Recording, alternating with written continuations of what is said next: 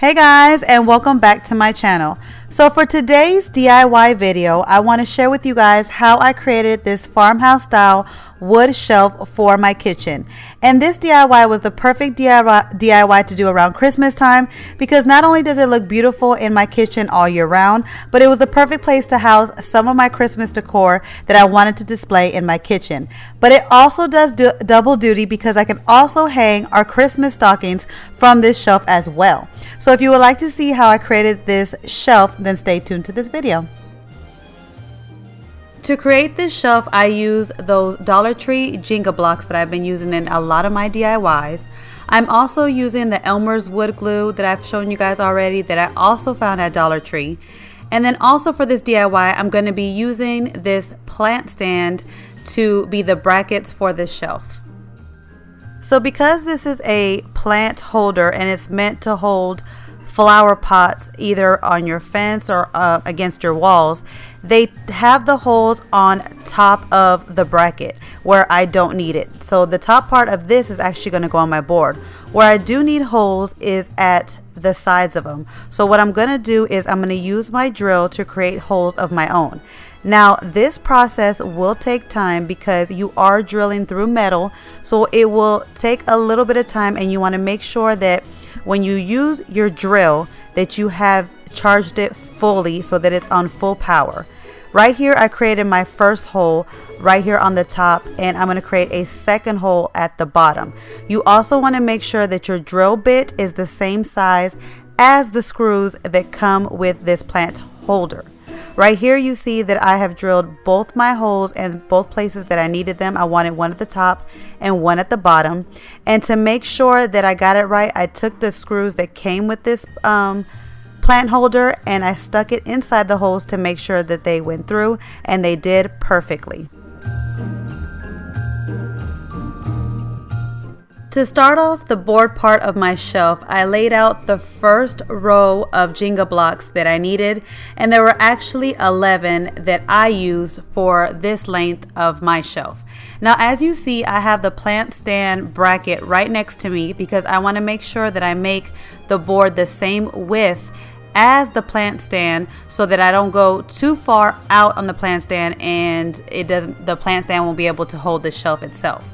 So for the first row, you see that I counted 11, and for the next row, I am not going to put the blocks directly on top of each other. I'm actually going to put the Jenga blocks for the second row in between two of the Jenga pieces of the first row. And I wanted to make this look more like an old rustic board that you found. And when you find these old board pieces, you'll notice that they don't have, on the sides, they have pieces missing. So I'm going to make my board, basically my shelf board, not even. So I'm going to have a row of 11, then a row of 10, then a row of 11, then a row of 10, and keep going on until I get the width of my shelf. And you will see that on the sides they would look uneven, but once I add the paint to it, this will look just like if I used an old board to create this shelf.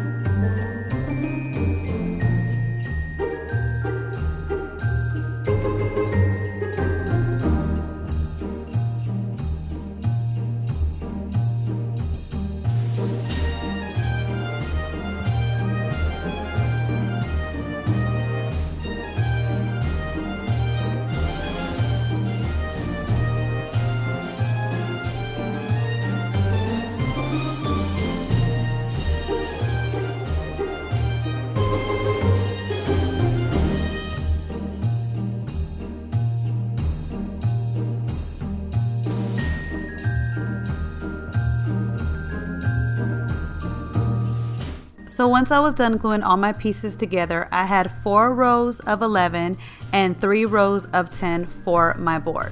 So now I'm going to go in and I'm going to start painting. Now the 2 colors that I originally chose for this was that dark gray and that light gray that I also did in my home sign that I shared with you guys. But later on in the video you will see that I will add some white to it because I kind of wanted to make this shelf a little bit lighter. So I'm going to go in with the dark gray with just a sponge brush, and then you'll see that I will use a bristle brush for the light gray and the white paint later on in the video.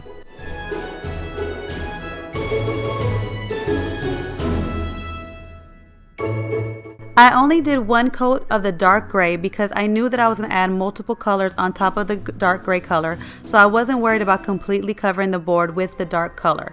So now I'm going to go in with this light gray on top of the dark gray, but instead of using a sponge brush, I'm going to use a bristle brush instead to give this board more of that aged farmhouse look. Kind of like just like the same looks I've been sharing with you guys in my recent DIYs with my home sign and my elevated farmhouse serving tray. I love this look lately and making these pieces look like they've been aged and, you know, really rustic farmhouse. So that is what I'm going to do with this light gray color.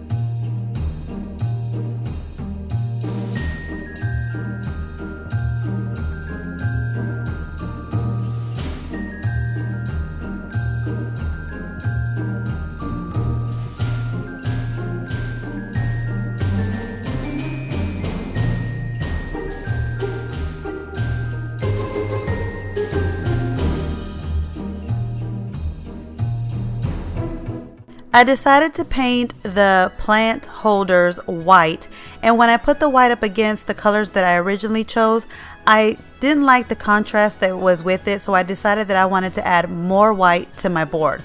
So I'm going to go in now with some white paint on top of the dark gray and the light gray, and I like how it's going to turn out with the contrasting colors of the dark grays that go with the white. So I'm going to use that same bristle brush that I used with the light gray, and I'm going to do the same type of technique, only this time I'm going to try to concentrate on covering the board with a little bit more white and just have hints and shadows of the dark and light gray.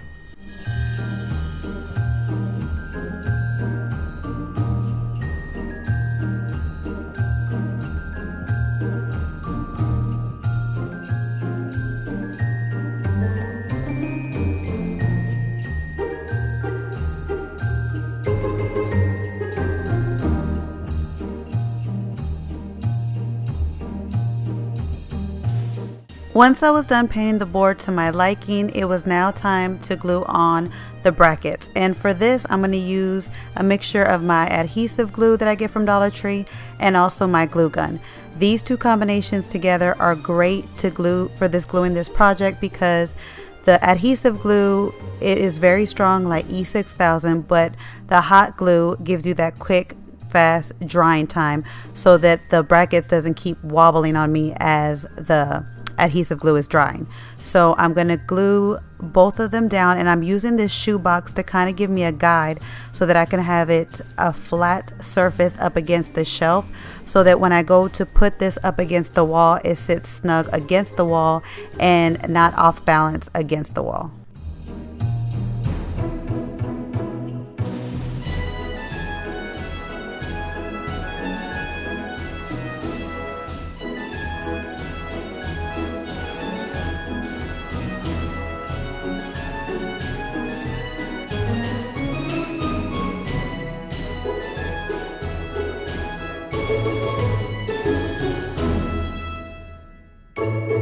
And this is how the shelf looks once it was all done and put up on my wall. And I love the way that it came out, especially on the edges where I didn't align the Jenga pieces together to make it really look like that rustic farmhouse style old wood.